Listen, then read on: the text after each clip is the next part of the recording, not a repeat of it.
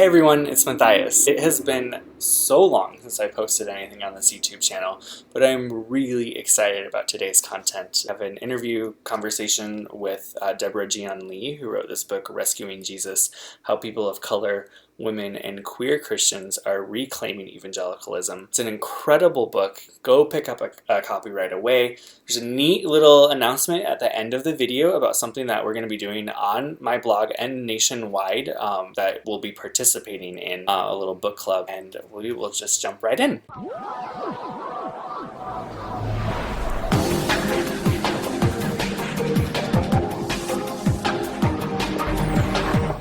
Hey Debbie, how are you today?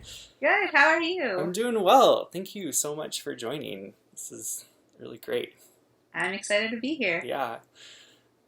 So a few weeks ago when you were here in Seattle, we sat down for coffee and started having a really good conversation of where you asked me 3 questions, and we kind of got cut off in that and kind of wanted to take it to the blog and film it so that we could kind of share it, because I feel like some really good work was being done around there. So yeah, I kind of want to pick up with what those 3 questions were and then kind of see where things go. So yeah. Sounds great. Mm-hmm.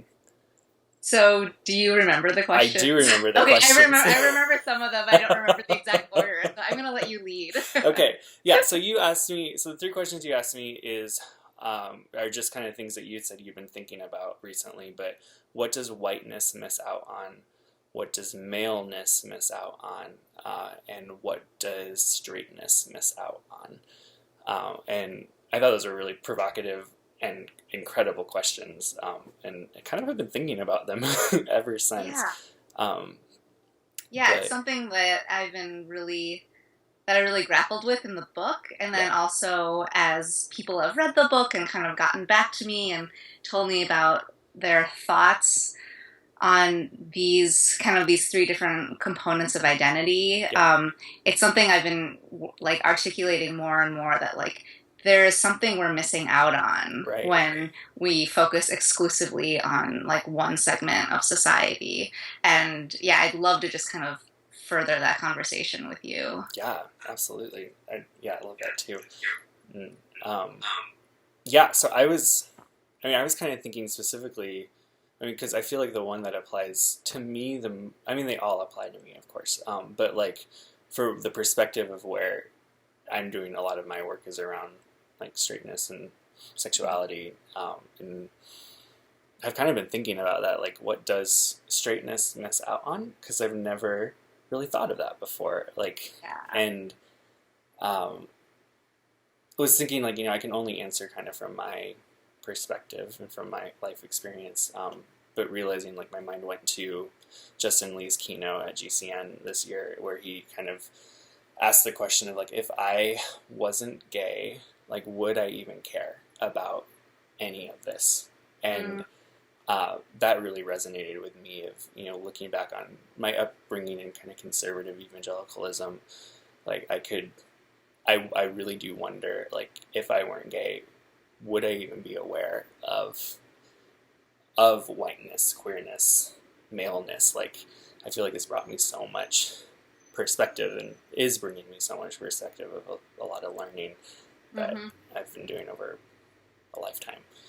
Yeah, absolutely. And I think both Justin and Roderick Greer's keynotes at GCN really spoke to me, because they were talking a lot about what does it mean to tell the gospel from the perspective of the marginalized. What does it mean to interpret scripture from a marginalized perspective?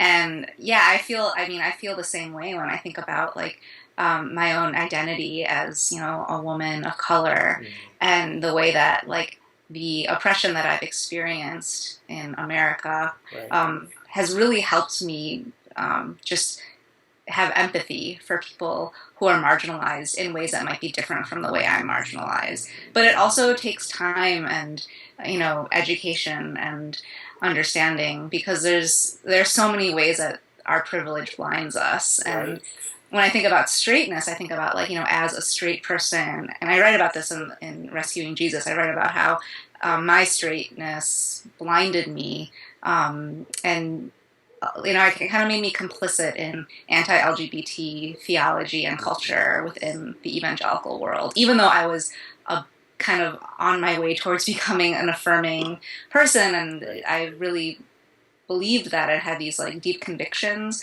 There was something about the pressure that I faced within conservative evangelicalism to conform my theology to this anti-queer system of thinking. And it was just easy to do because I was straight and I could do that and not really think about it and not really grapple with it because it wasn't a question I was dealing with every day. So when I think about like what does straightness miss out on, like just over the course of my journey, it's been such a blessing to be with people who understand, who are so in tune with who they are and are really grappling with their identity and wanting to express themselves really fully. It's really kind of like made me look back at myself and think about all the ways that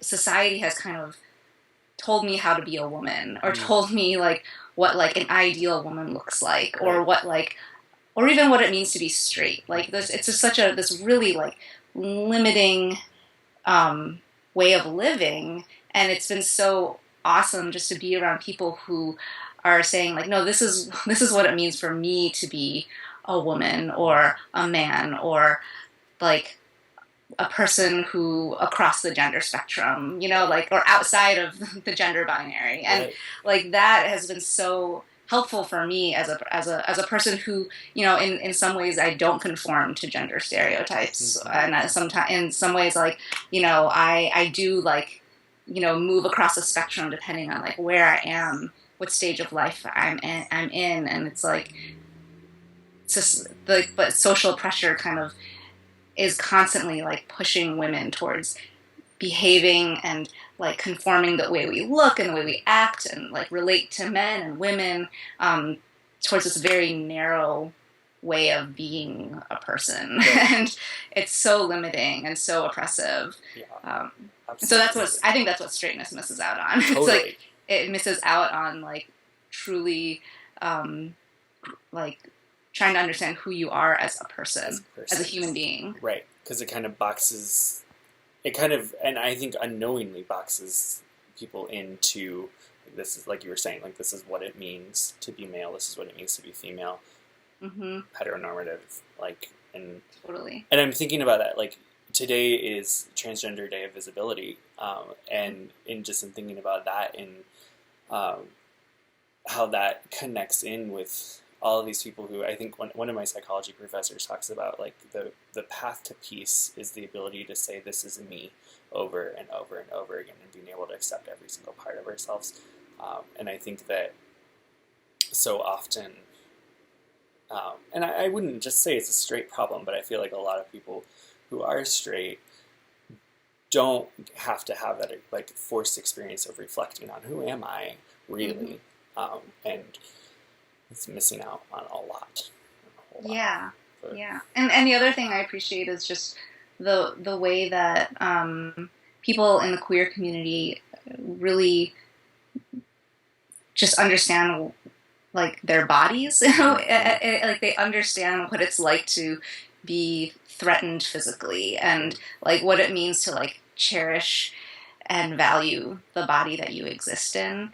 And as a person of color and as a woman who has been threatened physically and like had violence enacted upon my body, it's just really helpful to hear how other people kind of like reclaim their bodies and learn to deal with these like threats of violence. Like for me, like so much of my life has been about like shutting it down and like not thinking about it and being like, I'm overreacting.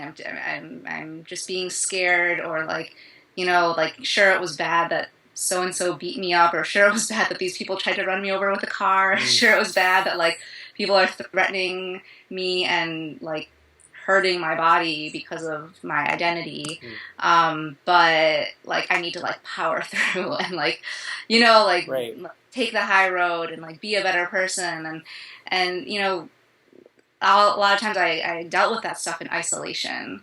And the thing that I loved about writing this book was it connected me with like all of these people in communities that have been marginalized and threatened and beaten, and like it's terrible and awful and sad, but there's also something redemptive in connecting with people and realizing that, you know, I'm not alone and that there are ways that we can process this trauma and heal from it and support each other and stand in solidarity with each other, even if like their like quote unquote issue isn't my quote unquote issue. It's like, no, it's actually it's all of our issues, because we're all human beings who deserve dignity and to be protected and not harmed. Right. Yeah. Yeah. I'd be curious to hear your thoughts just about like when you think about the issues of race, ethnicity, and gender. Like, how do you like what do you gain from being in community with people who come from these communities? Right. Yeah. Absolutely. Yeah. Because as I was continuing to process, like I don't know if I would say the easiest thing for me to think about was the straightness. But I started to reflect on the other ones and started realizing like how much I think marginalization and privilege can often exist within the same space. And was thinking about that with myself, like I think kind of growing up, realizing that I was gay, I kind of had this idea of, I'm marginalized. But then as I've started to, branch out more and learn more about myself, but also engage with people who are different than me, starting to realize like, okay, I'm gay, there's marginalization there, but I'm white, but I'm male. And so there's a lot of privilege there in the coexisting of that. And I think that has been something that I've been really grateful and sad to learn about, but fullness that comes with realizing that of like power positions, but also like wrestling with the questions of then how do I use that power that I've been given, and try to I don't know if undermine would be the right word, but use it in a way that doesn't, or at least attempt to reinforce the systems that are already in place. And I think, I'd say it's been incredible to like begin to start to realize that, and painful too, to kind of have that mirror put up to me and realize like, wait a second, like there's a lot more going on here than I was ever aware of, because of where I come from. Mm-hmm. Yeah. I don't know if that really answers that question. But, yeah, well, I mean, it's definitely something I feel like. I think it's just a really important conversation to be having, because we all have privilege and we all have some element of oppression in our lives, and it's like that's such a good question. Like how do we balance these two components of our lives, and how do we like not let our privilege blind us and use it to help and like stand in solidarity and open doors and elevate voices that have been marginalized, and then how do we take our experience with oppression and heal and help other people heal, and and move towards a space where we're really, how do I put it? There's so many stages of healing that it's hard to even talk about like healing from oppression, and because it's like it's such a complicated subject. Totally. But I feel like I'm simplifying it when I say this. But yeah, like how do people who are oppressed, like how do we connect with each other and like help each other like heal and come up with strategies to change the systems that oppress us. Yeah. That makes me. I mean, that idea of healing makes me think about. We've been focusing a lot in this past term of my theology class on trauma and theology, and how does our theology affect our ability to work with trauma. And we've been working through a book by Shelley Rambo called Spirit and Trauma, and it's kind of her reimagining of the cross from a trauma theory perspective, and she talks about healing in such a way of like healing is not forgetting, healing is not kind of painting over the trauma that has happened to ourselves and to our bodies, but it is instead kind of being able to integrate and move through, but not forgetting and holding very well the trauma that has happened already. And it makes it, I think, because I think so many people think of healing as just kind of like forget and move on kind of thing, and like, oh, it's no big deal. Like we're all, I think, like whitewashing, I think would probably be an example of that. Whereas, and you never correct for the mistakes. You never correct the system that caused the pain and suffering. Yeah. This is really interesting. I feel like this could like open up a whole other conversation. But I've been thinking a lot about, this question of like spiritual trauma and spiritual abuse, and the ways that religious communities, specifically the evangelical community, has systems in place, whether it's theology or policies or creeds that perpetuate oppression of people on the margins and create an abusive environment, even if it's not physically abusive, it's spiritually and emotionally abusive. And, a lot of my book is about people who have dealt with spiritual abuse because of their identities. And so one of the things that I'm doing, I think I told you about One Book, One Church, right? Right. So I'm really, really excited. So just a quick synopsis for people who haven't heard about it. One Book, One Church is essentially an interchurch book club, a national interchurch book club that I and Urban Village Church in Chicago are partnering on launching, and we're inviting different churches and small groups and parachurch ministries to read Rescuing Jesus over the course of the summer. And essentially there's like a schedule in place, and we're going to have online events in May, June, July, and then in August we're going to have a live event, and we'll try to get it online as well. A live event in Chicago, and each event is going to bring in different experts, activists, people who are really passionate about intersectional justice.